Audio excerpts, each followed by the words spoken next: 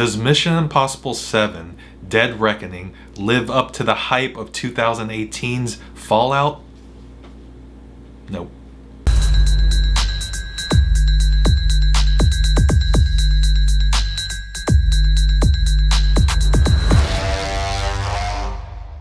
But it gets pretty darn close.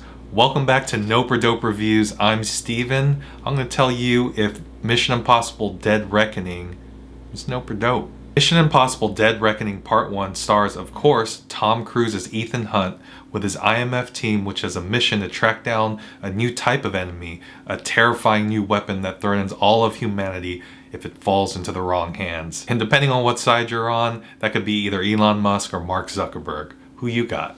With the fate of the world at stake, the team goes on another crazy globe-trotting mission to save the world from a timely foe, this time AI. It isn't a spoiler, and this is a non-spoiler review, so don't worry if you haven't seen the movie yet, but I'm just going to go into bits and pieces without giving anything away. The AI system in this movie is known as the Entity. So you have the IMF rogue agents going after a rogue AI, which knows every move they make, and it reminds me of the Police song. Every step you take, I'll be watching. We've seen many movies in the past with AI, especially in the 90s with the Terminator, which it didn't feel like there was anything close to that happening ever in our lifetime. But in many times in this movie, it had me thinking, oh man, this can happen. Although there was a physical and tangible villain in this movie that was just okay, it was really the AI that had me paranoid throughout this movie, which all the characters in this movie were paranoid, didn't know what to think, what was going to happen next, and that's what made this movie work. I wouldn't say I was the biggest follower of this franchise prior to the last two movies. I loved the first one, loved the last two, and I loved Tom Cruise. But after Fallout and then this movie, I'm all in. The combination of director Chris McQuarrie, who every time I hear his name or say his name, I think I'm thinking of Ralph McQuarrie, the great artist from Star Wars, with Tom Cruise. They're an explosive pair. If you've followed this channel, you know I'm a huge comic book movie fan, especially with the MCU, and it got me thinking throughout this movie, man, what if Chris McQuarrie would have directed like a Captain America movie? It would be like the Russo brothers and Winter Soldier times 10. Imagine the action sequences Chris McQuarrie could direct in an MCU movie. I can dream, right? The direction Chris gave in this movie harkens back to the first Mission Impossible movie, especially that scene in that restaurant/aquarium where you had a bunch of different angles called Dutch angles that added to the immense paranoia and worry in the movie. Right out the gates of this movie, the first scene of the movie involves a submarine. He uses all these different shots, different angles to add to the uneasiness and paranoia. Felt like you were in Hunt for Red October or Crimson Tide. Tom Cruise is the action star of our lifetime. He goes all out in this movie just like he does in every other movie. He gives his all to the characters in this movie, and in some respects he gives all to himself, to cinema in this movie. In every last movie I've seen Tom Cruise in, he doesn't disappoint, unless you're Nicole or Katie. Every person he interacts with in this movie, he has chemistry with because he just gets the best out of the person he's working with. The newest entry in this franchise is none other than Captain Carter herself, Hayley Atwell. I had my reservations about her casting in this because I haven't seen her in much other than the MCU, so I was concerned that I would see just Peggy Carter running across the screen with Tom Cruise. Their chemistry just works. It's not like a romantic relationship type. It's a very complicated one. As a matter of fact, it is one of the most frustrating parts of this movie. 80% of this movie, she had me frustrated, but that was for a very good reason. That's who her character was and needed it to be. She just messed up everything. I mean, everything. If she just would have listened for half a second, I guess the movie would have ended a lot sooner. Hayley had many action sequences in this movie. A lot of them were phenomenal. She had that great hand-to-hand combat that you would expect from someone that played Captain Carter, and she held her own.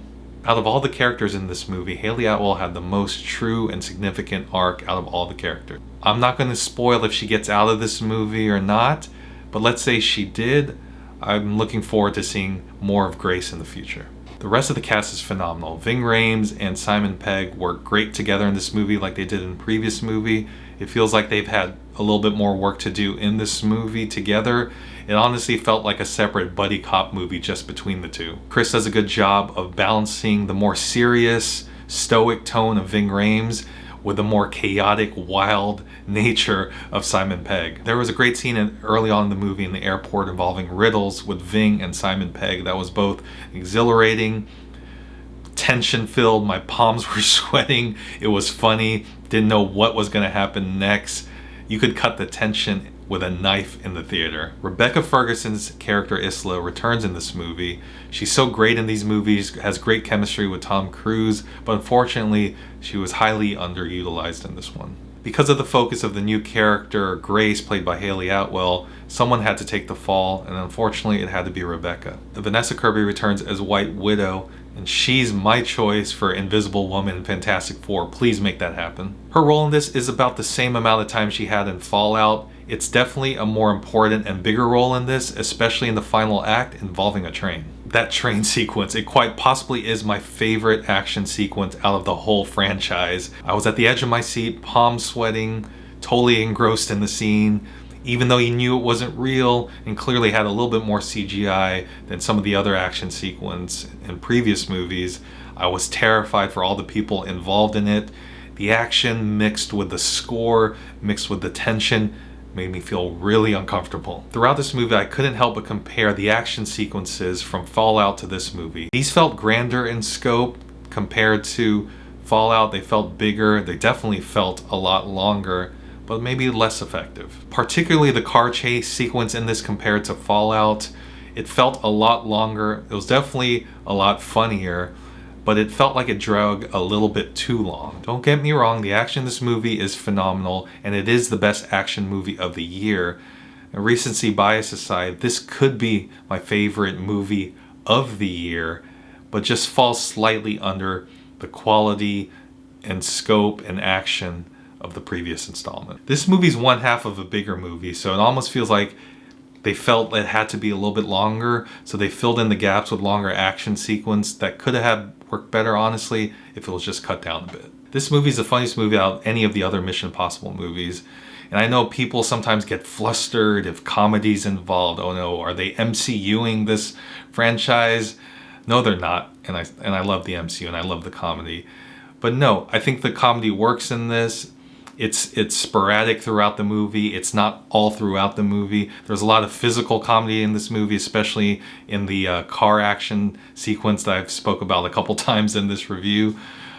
This doesn't make this necessarily a family movie, even though at times in this movie I felt like, man, this feels like more of a family movie. I have an 11-year-old that came with me. He loved the movie. His favorite scene was that car action sequence, maybe because of the humor. And yeah, there is a lot of humor in this. Could it have done without it? It could have, but it worked for me. It might not have worked for you, especially if you don't like comedy in your action movies. The other new cast member in this movie is Pom Klementieff. Or is it Pom Klementieff? Either way, she's Mantis from the MCU and Guardians of the Galaxy.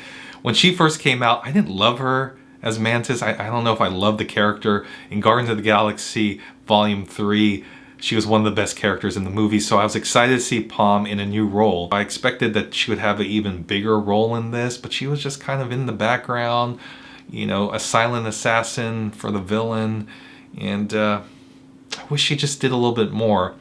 Again, I'm not going to spoil it, but towards the end of the movie, you finally get to see her talk a little bit, and she gives a great performance there at the end.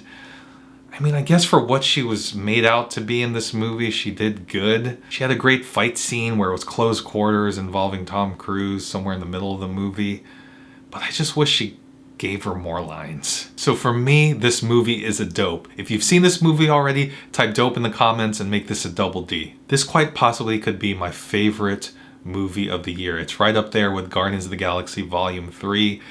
I mentioned comic book movies a lot on this channel, whether you call it a genre. Right now it's my favorite genre out there. So it's good to see a movie that's slightly different than what you're seeing in these Marvel, DC movies, Star Wars movies, because you're seeing actors do the craziest things with stunts real effects, not just CGI or VFX. I mean, there's VFX in this movie that adds to making it feel more realistic, but this is just such a grand movie in scope. It's tension-filled. The action is phenomenal.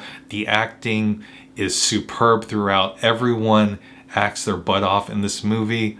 The villain guy, he was all right. Tom Cruise gets the best out of all the actors he works with. Again, he's the best action star of my lifetime. There's heart in this movie. It makes your palms sweat, makes your heart beat, and makes you cheer.